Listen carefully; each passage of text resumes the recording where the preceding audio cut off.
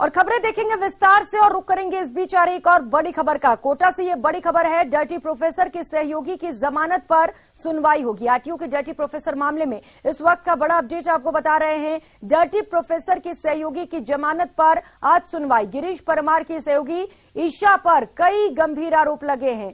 सहयोगी ईशा को भी एसआईटी की टीम ने गिरफ्तार किया है। आरोपी प्रोफेसर और अर्पित के मदद के आरोप लगे हैं। डर्टी प्रोफेसर ने अपने चहेते स्टूडेंट को खाली कॉपी में भी नंबर दिए थे। एसआईटी की टीम ने ऐसी ही करीब 30 कॉपी को भी जब्त किया है। चहेते स्टूडेंट से ये पेपर भी तैयार कराता था और इस पेपर को भी एसआईटी की टीम ने बरामद कर लिया है और इसी मामले को लेकर ईशा की गिरफ्तारी की गई है। बताया जा रहा है कि डर्टी प्रोफेसर की ईशा चहेती छात्रा थी और कई मामलों में इन दोनों का मदद भी करती थी और इसी को लेकर एसआईटी की टीम ने यह गिरफ्तारी की है। लेकिन ईशा की ओर से जमानत याचिका कोर्ट में दायर की गई है और आज इसी मामले पर सुनवाई की जाएगी। सहयोगी ओम प्रकाश हमारे साथ जुड़ चुके हैं। ओम प्रकाश, क्या कुछ अपडेट?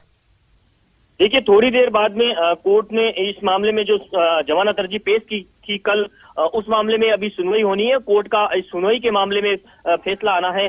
थोड़ी देर बाद तो पूरी तरह से तस्वीर साफ होगी कि उनकी जमानत अर्जी मंजूर होती है या फिर जो है खारिज होती है। लेकिन ये कहा जा सकता है कि तीसरी आरोपी की भी यह गिरफ्तारी हो गई है और उसको जेल भेज दिया गया, क्योंकि एसआईटी की टीम लगातार इस छात्रा के मामले में जो है सबूत एकत्रित कर रही थी। ऑडियो में इस छात्रा का जो वॉइस सामने आया था, अब वॉइस जो सैंपलिंग है वो लेने की तैयारी की जा रही है और भी कोई जो है प्रक्रिया जो एसआईटी की टीम को आगे करनी है वो करने का प्रयास कर रही है। और एसआईटी की टीम संबंध कुछ और नए चेहरे को, जो बड़े चेहरे हो सकते हैं, यूनिवर्सिटी प्रशासनिक अधिकारी या कोई और प्रोफेसर है, उन पर शिकंजा कसा जा सकता है। क्योंकि पूरे जो षड्यंत्र में फिलहाल तक अब तक सामने आया कि ये जो अश्वत्थ मांगने और परीक्षा में बिना नंबर जो पास बिना लिखे हुए नंबर दे देने के इस जो षड्यंत्र रचा गया था, कई छात्रों को फेल कर दिया गया था, कई फेल हो चुके छात्रों को पास कर दिया गया था। खाली पुस्तिकाओं में नंबर देने के मामले में पूरे इस षड्यंत्र में पूरी जो स्क्रिप्ट लिखने में जो एक जो छात्रा रही है वो इस निशा का नाम इस छात्रा का जो है आ रहा है। फिलहाल ये कहा जा सकता है कि इस छात्रा को कोर्ट में पेश कर कल जेल भेज दिया गया। अब देखने वाली बात थोड़ी देर बाद होगी कि कोर्ट इस मामले में इस जमानत अर्जी पर क्या फैसला देता है। क्या जमानत अर्जी खारिज करता है या गंभीर धाराओं के चलते, गंभीर मामला होने के चलते उनकी जमानत अर्जी मंजूर करते हैं या खारिज करते हैं, ये थोड़ी देर बाद में सामने आएगा। प्रकाश, जब सुनवाई पूरी होगी तब ये क्लियर हो जाएगा कि क्या ईशा की जमानत अर्जी पर उसे जमानत मिलती है या फिर एसआईटी को सौंप दिया जाता है। लेकिन ओम प्रकाश, कौन कौन से वो गंभीर आरोप ईशा के ऊपर एसआईटी की ओर से लगाए गए हैं? देखिए, सबसे बड़ा जो आरोप पहले जो लगा था वो था कि नंबर बढ़ाने के लिए परीक्षा में पास करने की एवज में छात्राओं से जो कॉलेज जो यूनिवर्सिटी की जो छात्राएं थी उनसे असमत की डिमांड जो प्रोफेसर किया करता था, उसकी जो स्क्रिप्ट तैयार करती थी ये छात्रा, उसमें मिली भगत उसमें कही जा सकती। छात्राओं को बुलाया करती थी, कई छात्राओं से इन्होंने फोन पे बात की थी, अपने कमरे में भी कई छात्राओं से बुलाकर पूरी जो दबाव बनाने का, प्रेशर बनाने का, असमत मांगने का, जो शारीरिक संबंध बनाने का छात्रों से दबाव जो बनाया जाता था उसमें ये सहयोगी रही। उस पूरी मिली भगत में, उस षड्यंत्र में ये शामिल रही। और दूसरा जो षड्यंत्र सबसे बड़ा था कि ये किसी चुनाव में हारने के बाद उनसे कुछ छात्राओं से रंजिश रखती थी और रंजिशवश उस छात्राओं को फेल करने में एक षड्यंत्र रचा गया था। और इस प्रोफेसर ने बिना लिखे ही कुछ छात्र छात्राओं को जो है नंबर दे दिया था खाली पुस्तिकाओं में। इस पूरे षड्यंत्र में पूरी इसमें मिलीभगत रही। इन दोनों जो षड्यंत्र में इसकी मुख्य भूमिका रही है और इसी के चलते एसआईटी की। बिल्कुल ओम प्रकाश, यानी कि बिचौलिए के तार पर ये ईशा काम करती थी। प्रोफेसर और छात्रों के बीच बातचीत भी कराती थी और लगातार खुलासे भी होते जा रहे हैं। ओम प्रकाश, नजर बनाए रखिएगा जब कोर्ट में सुनवाई की जाएगी उस पर भी। शुक्रिया फिलहाल इन तमाम जानकारियों के लिए। और खबर राजसमंद से है, जहां मार्बल कटिंग की दुकान में तोड़फोड़ का वीडियो वायरल हो रहा है। बदमाशों ने देखते ही देखते लाखों रुपए का मार्बल तोड़ डाला। साथ ही मार्बल कटिंग मालिक को जान से मारने की भी धमकी दी गई। पीड़ित कन्हैया लाल ने जिला प्रशासन को शिकायत देकर न्याय की गुहार लगाई है। तो ये तस्वीर आपको दिखा रहे हैं, राजसमंद से ये तस्वीरें सामने आई हैं जहां पर कुछ बदमाशों की दबंगई देखने को मिली। आप देख सकते हैं किस तरीके से यहां पर गुंडागर्दी की जा रही है। मार्बल का दुकान यहां पर था जहां पर घुसकर जमकर तोड़फोड़ की गई है। ये वीडियो सोशल मीडिया पर जमकर वायरल हो रहा है और पीड़ित ने पुलिस से न्याय की गुहार लगाई है। मेरे खातेदारी जमीन में कटर लगा हुआ है और मेरा उधर जाने के लिए रास्ता है। रास्ते के अंदर मैंने माल रखा है। माल रखे और उन्होंने प्रभुलाल ने मेरा माल तोड़फोड़ किया है। तोड़फोड़ करने के बाद में मैंने एसडीएम मैडम के पास गया तो उनको रिपोर्ट दी। मैंने रिपोर्ट देने के बाद में मैडम ने बोला कि आप थाने में जाओ, उचित कार्रवाई होगी। उचित कार्रवाई होने के बाद में मैं गया थाने में, तो उधर मेरे को बोला, वह रिपोर्ट दी और रिपोर्ट के बाद में बोला उधर थानेदार साहब तो थे नहीं। थानेदार साहब थे नहीं तो उसमें 2-3 पुलिस वाले हो, तो बोला तू इधर माल नहीं रखेगा। तो वहीं कोटा के मंडाना इलाके में कॉलेज जा रही एक लड़की को गांव के एक युवक द्वारा लिफ्ट देने के बहाने ब्लैकमेल कर फ्रेंडशिप का दबाव बनाने का मामला सामने आया। 17 वर्षीय स्टूडेंट्स की शिकायत पर पुलिस ने युवक के खिलाफ मामला दर्ज किया है। शिकायत में पीड़ित छात्रा ने बताया कि वो गांव के से कोटा में कॉलेज के लिए निकली थी। रास्ते में गांव का युवक बाइक पर आया और जबरदस्ती अपनी बाइक पर बैठाया। इसके बाद उसने फ्रेंडशिप करने की बात कही।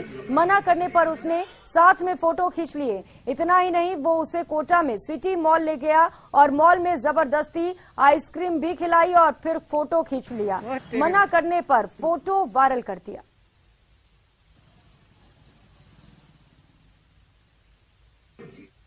क्योंकि मैं ले चलूंगा तुझे, मैंने मना कर दिया कि मैं छोड़ दूंगा ना, विश्वास कर। तो मैं विश्वास करके बैठ गई उसके साथ।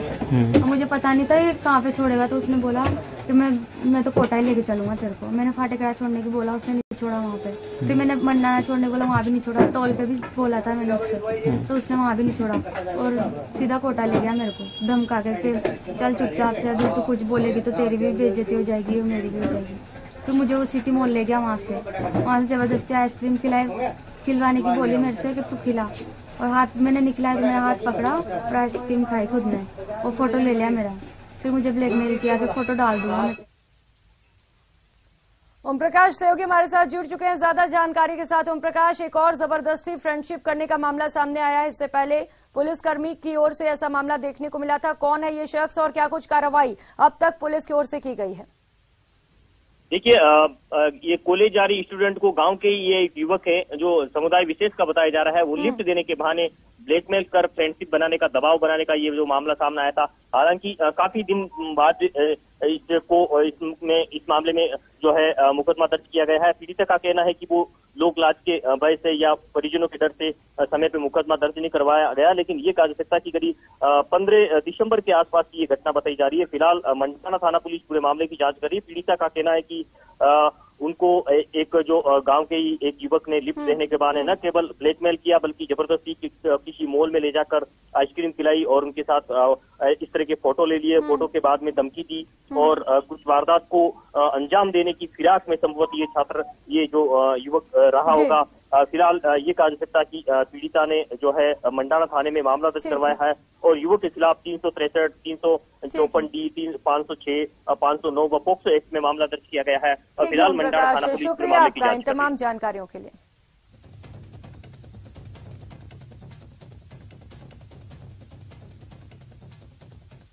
इन दिनों झालावाड़ के मनोहर थाना क्षेत्र में रात के समय किसानों के सिंचाई के लिए विद्युत आपूर्ति की जा रही है। ऐसे में किसान कड़ाके की सर्दी में सिंचाई करने के लिए मजबूर हैं। इसी मामले को लेकर आज किसानों और ग्रामीणों का गुस्सा फूट पड़ा। उन्होंने कामखेड़ा विद्युत जीएसएस पर धरना प्रदर्शन किया। इस दौरान कई किसान और ग्रामीण जीएसएस के खंभों पर भी चढ़ गए और विद्युत आपूर्ति भी बंद करवा दी। किसानों का कहना था कि सिंचाई के लिए उन्हें दिन में ही बिजली की आपूर्ति की जाए।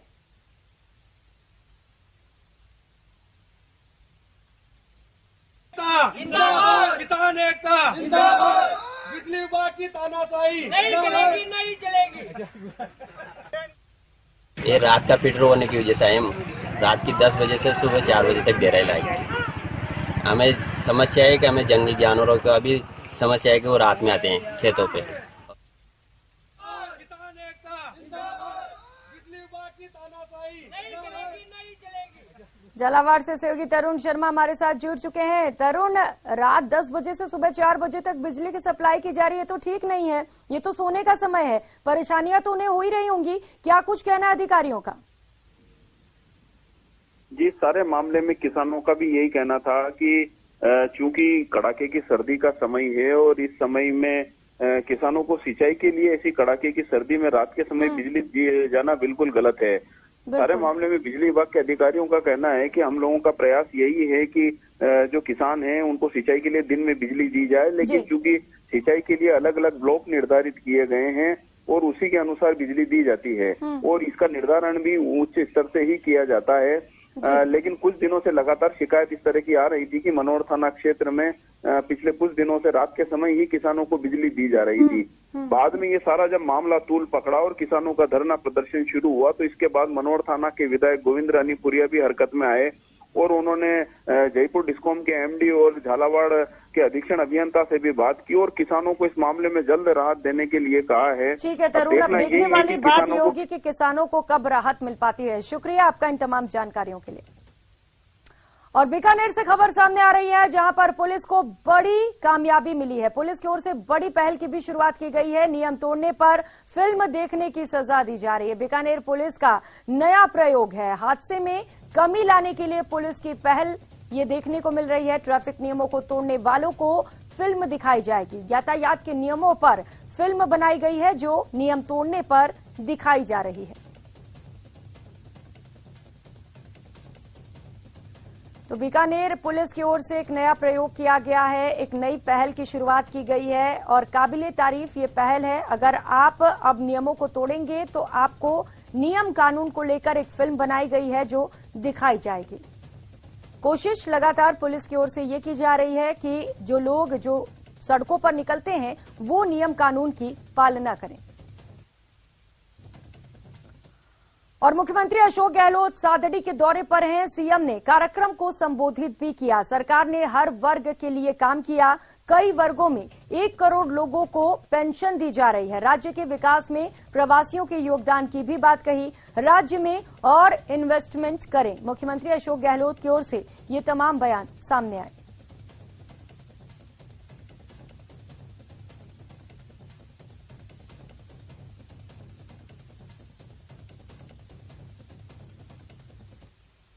पति में अठोड़ी से मेरी बात हो रही थी। मैंने कहा इतने के बच्चे 5-6 हजार बच्चे जनसंख्या दी थी, इतने बच्चे अगर यहाँ पर स्कूल जाते कॉलेज के अंदर कॉलेज की मांग है तो आजकल तो विश्वविद्यालय जो है राजस्थान के अंदर, जब मैं पहली बार मुख्यमंत्री था तो सिर्फ 6 थे। आज आपको यहाँ खुशी होगी, आज 80 विश्वविद्यालय राजस्थान के, 80 विश्वविद्यालय। कहा तो 6 का 80, तो एक विश्वविद्यालय सारणी बनना बड़ा आसान काम है। शाहजनी में विश्वविद्यालय कॉलेज क्या, आप तो कॉलेज की मांग करते हैं। मैं कह रहा हूँ कॉलेज क्यों, आप तो विश्वविद्यालय दो ना आप तो। और ये जितने विश्वविद्यालय है 8-10 कॉलेज 8-10 को छोड़ के सभी प्राइवेट सेक्टर में है। और अजमेर से इस वक्त की बड़ी खबर सामने आ रही है। मानव तस्करी विरोधी यूनिट की ओर से एक बड़ी कार्रवाई को अंजाम दिया गया है। नाबालिग के अपहरण और दुष्कर्म का आरोपी गिरफ्तार किया गया है। 14 माह पहले इसने अपहरण किया था और 15 दिन पहले पीड़िता को बरामद कर लिया गया था। आरोपी सुरमा रावत को भी गिरफ्तार कर लिया गया है। कोर्ट में पेश कर 2 दिन के लिए रिमांड पर लिया गया। इससे पहले एक नाबालिग को भी निरुद्ध किया गया था।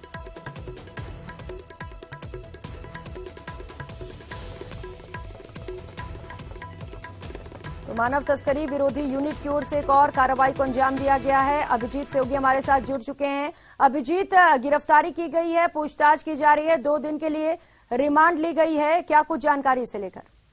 देखिए प्रियंका, ये अजमेर जिले के मांगलियावास थाना क्षेत्र का मामला है जहां पर 14 माह पहले का ये घटनाक्रम है जिसमें 2 आरोपी थे, जिसमें से एक नाबालिग आरोपी था जिसे पूर्व में निरुद्ध किया जा चुका था। लेकिन जो मुख्य आरोपी था सुरमा रावत, जो नाबालिग पीड़िता के अपहरण और दुष्कर्म के मामले में 14 महीने से फरार चल रहा था, उसे मानव विरोधी तस्करी यूनिट की जो अजमेर की इकाई है उसने गिरफ्तार किया है। और गिरफ्तार करने के बाद उसे आज कोर्ट में पेश करके 2 दिन के पीसी रिमांड पर लिया है, क्योंकि इस पूरी घटना में इस्तेमाल जो वाहन था उसकी बरामदगी करना अभी शेष है। लिहाजा 2 दिन का पुलिस कस्टडी से आरोपी सुरमा रावत की ली गई है, जिसने नाबालिग का न सिर्फ अपहरण किया था बल्कि अपहरण करने के बाद उसके साथ दुष्कर्म की घटना को भी अंजाम दिया था। इस मामले में इसका एक चचेरा भाई था जो नाबालिग था, उसे पुलिस पूर्व में ही निरुद्ध कर चुकी थी, लेकिन जो मुख्य आरोपी था सुरमा रावत, वो 14 महीने से पुलिस को चकमा देकर फरारी काट रहा था और आखिरकार वो मानव तस्करी यूनिट के हाथ पे चढ़ा है, जिसको आज गिरफ्तार करके कोर्ट में पेश किया है। बिल्कुल अभिजीत, आज पेशी की गई और 2 दिन के लिए रिमांड में हो सकता है और भी खुलासे हो। बहुत शुक्रिया आपका इन तमाम जानकारियों के लिए। और खबरों में आगे बढ़ेंगे। केंद्रीय सूचना प्रसारण और खेल मंत्री अनुराग ठाकुर जोधपुर दौरे पर पहुंचे, जहां बीजेपी पदाधिकारियों और कार्यकर्ताओं ने उनका जोरदार स्वागत किया। इस दौरान केंद्रीय मंत्री अनुराग ठाकुर ने कांग्रेस पर निशाना साधा। अनुराग ठाकुर आज जोधपुर में कई निजी कार्यक्रमों में शामिल होंगे। कल सड़क मार्ग से जैसलमेर के लिए रवाना होंगे।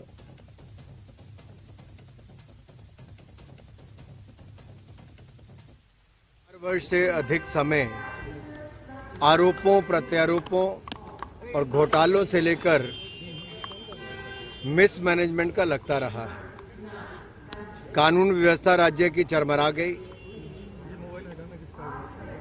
जो कभी शांत राज्य गिना जाता था, पर्यटन की राज्य के रूप में देखा जाता था, वहां पर हर तीसरे दिन कोई ना कोई घटना घटती है जहां पर महिलाएं अपने आप को असुरक्षित महसूस करती हैं।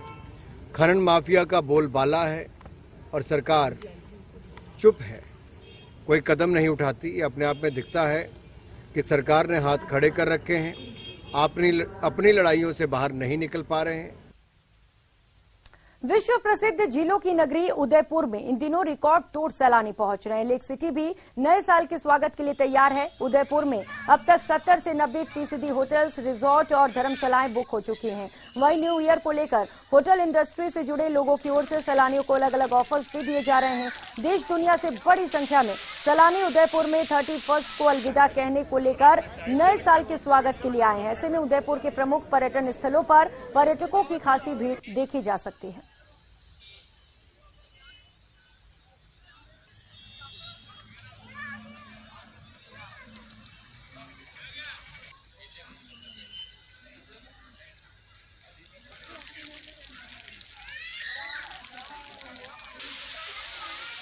थोड़ा घूमेंगे, देखेंगे कैसा लग रहा है 31 के दिन, फिर साथ में डिनर करेंगे। फैमिली है, बहुत बड़ी फैमिली है हमारी, और उदयपुर देखेंगे। और ये फर्स्ट डे है आज उदयपुर में, लेकिन जो सब जगह है घूमने की, उसमें से पहले हम लोग ये लेक देखने आए हैं। गूगल इंडिया ने न्यूज 18 नेटवर्क के साथ ऑनलाइन लेन देन और घोटालों को लेकर जागरूकता बढ़ाने के लिए हाथ मिलाया है। सरकार और बैंकों के साथ साथ गूगल भी ऑनलाइन फ्रॉड से सावधान करने वाले संदेशों को लगातार भेजती रहती है। हालांकि बहुत से लोगों तक ये संदेश नहीं पहुंच पाते और वो मुसीबत में पड़ जाते हैं। आइए सतर्क रहने और ठगे जाने से बचने के लिए अगली कहानी में जानते हैं क्यों बीएस वर्मा जैसे कई और लोगों को जागरूक करने की जरूरत है। गूगल के साथ सुरक्षित रहिए न्यूज 18 नेटवर्क की साझेदारी में। Bhagwan Sahai retired from his work a few years back. He was using a push-button mobile phone, but he and his family thought that he should buy a smartphone now. पहले मैं छोटा phone था मेरे पास, फिर मैंने बड़ा phone ले लिया। फिर बच्चों ने कहा कि बड़ा फोन रखो, फोन चलाना सीख गया। मैं मैसेज आया मेरे पास, मैसेज आने के बाद के अंदर उसने धमकी मारी मेरे को, कहते तुम्हारी सिम बंद कर दी जाएगी ना। मैंने क्यों भाई, क्यों सिम बंद करोगे? He got nervous and asked the caller to help. The caller sent him an unsecured link and asked him to fill in his personal details. फिर बाद में कहा आपके बैंक की जानकारी दो, फिर मैंने जानकारी दे दी उसकी। His number was not linked with his bank account, so he did not receive any message about the money being debited. But when he went to the bank after 2 days to take out some cash, he realized that 15,000 rupees had been debited from his account. तीसरे चौथे दिन bank में गया तो 15,000 रुपए निकल गए मेरे को, अब पता लगा। Bhagwan informed his bank about the call and this fraud and also went to the police station to report it. Take precautions to stay safe online by avoiding unknown links and not sharing your OTP and ATM PIN with others. Google के साथ सुरक्षित रहिए। News 18 network की साझेदारी में। मारो राजस्थान में फिलहाल इतना ही। आप देखते रहिए न्यूज़ 18 राजस्थान। नमस्कार।